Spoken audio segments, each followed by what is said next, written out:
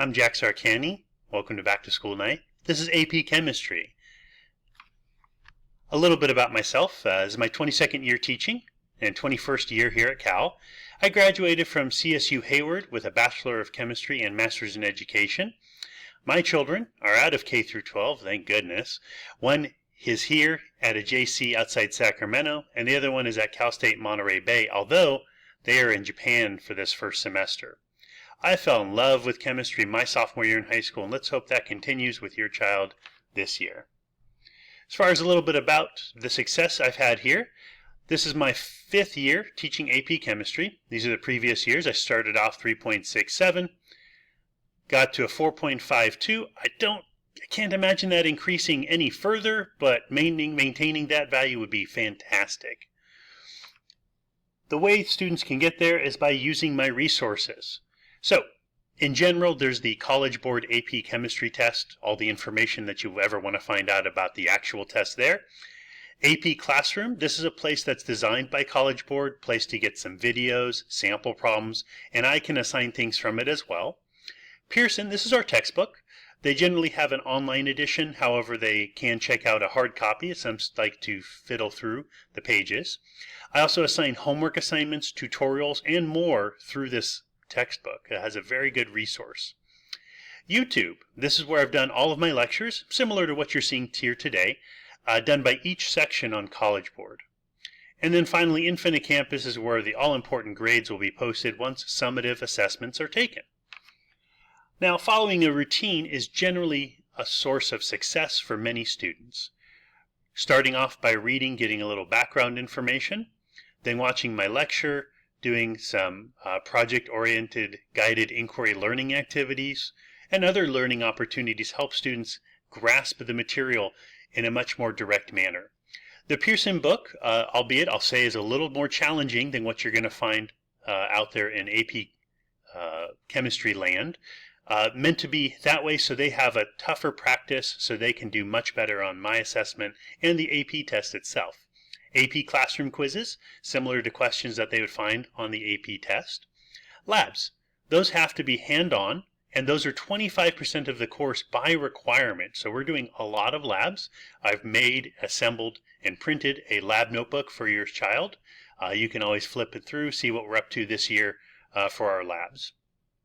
Unit tests, those are 100% of our grades. However, they can be decreased to insufficient/poor lab work. All of this is covered in the course policies that you can view at any time through your child's Google Classroom. Next, a little bit about grading. I used evidence-based grading. This is the idea that that's why it's 100% of the test is their score. I'm using the same 5, 4, 3, 2, 1 that AP uses. Unit tests are graded like AP. 50% is multiple choice and 50% is free response. Those two are averaged together to give an idea of the grading scale, which again you would find in the course policy. Lab and work is for learning, not assessing. So failure to do them well, though, can result in a lower assessment grade for not doing the labs very well. This is again why we don't use assignments towards their grade. It's all about their ability to show evidence of learning. Other traditional parts have no bearing on their grade directly. Those can include attendance, participation, completing the assignments, those kind of things. However, on Infinite Campus, you will see scores for students attempting work each unit, generally given out of a 5, 4, 3, 2, 1. Lab scores, and then their assessment scores. Daily assignments are not posted here or Google Classroom since we do so much on other websites. If you're interested in seeing where things are, you can always go to the AP Chemistry Google Classroom. Sit down with your child.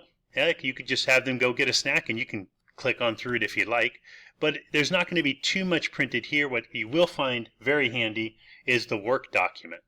This is where you're going to have a lot of resources provided by me, how these relate to Pearson, the scoring guideline for scores and percent on not Schoology anymore, Infinite Campus, and then what we're doing on the daily.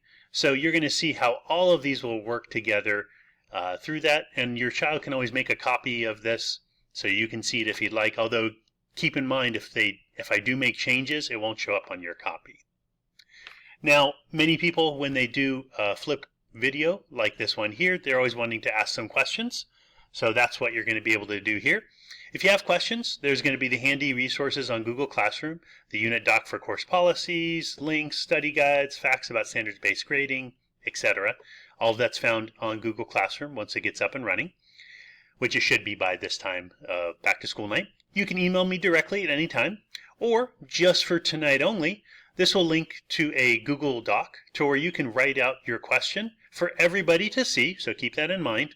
But what's nice is that after this weekend, if you could please do it by Friday, I can respond to all of these responses, and you can see the response to your question and some others that other parents have asked that you didn't even know you wanted the answer to. So it can be very handy to see that there. Otherwise, if you do have questions, email is always the best. I'm very handy in doing that.